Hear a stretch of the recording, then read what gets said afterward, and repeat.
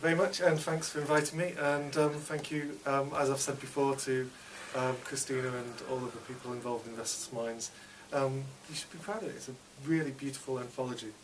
So what I thought I'd do is just read you, I don't know how long you wanted, about 10 minutes? However long you want. Yes.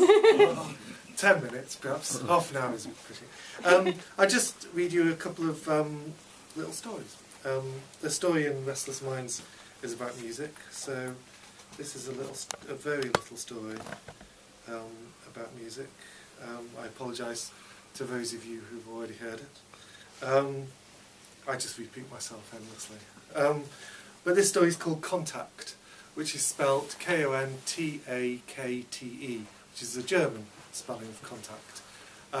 All you really need to know in advance is that Kontakt, spelt that way, is also the name of an electronic piece of music by the rather mad composer Karl-Heinz Stockhausen.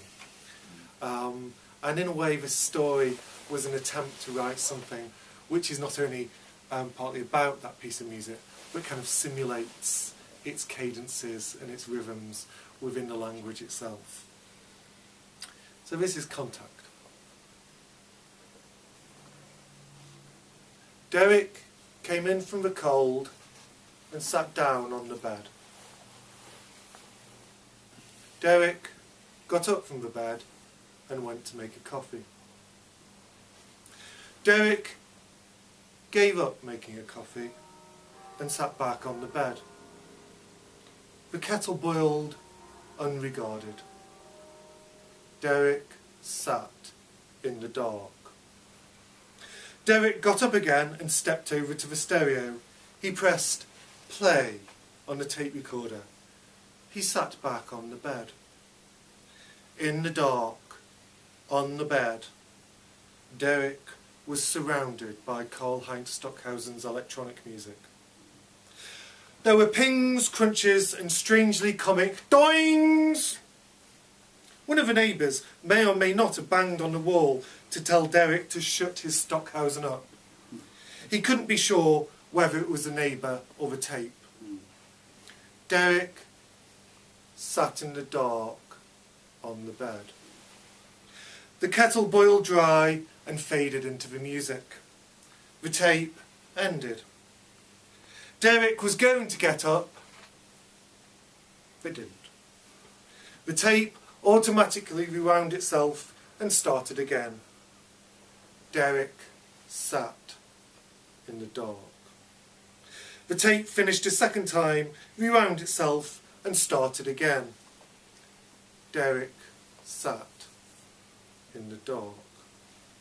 After a few hours, things started to lunge out of the music at him. After a few hours, he thought he heard the dog from upstairs woofing amongst the white noise. After another hour, he thought he heard the ducks in Acton Park, Stockhausen ducks. Derek sat in the dark. There were whispers from hell.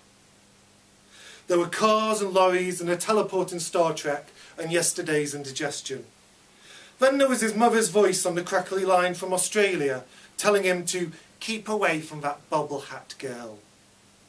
Then there was his own voice telling that bobble hat girl to keep away from him, her asking why and he arguing back, telling her it didn't matter how old he was, how old she was, how much he liked spotting her bobble hat from the Uxbridge Road, how far away his mother was, and so on and so forth. The fact was that feeding ducks together in Acton Park was no basis for a long-term relationship, since his mother didn't approve of ducks, Acton, parks, bobble hats, the Uxbridge Road, and any combination thereof. You're better off sticking to your tapes, the crackly voice said from down under, than gallivanting round feeding ducks of all and sundry. Derek sat in the dark, sticking with his tapes. After another few hours, it was trying to get light outside the windows. The music just sounded like white noise again. Derek got up from the bed. He had a bit of a headache. He walked over to the stereo. He pressed the stop button. The stop button was jammed. He pressed it again. It didn't budge. The tape rewound itself. Derek stood for a moment, wondering what to do, shifting his weight from one foot to the other. Stockhausen started again. Derek sighed and sat back down on the bed.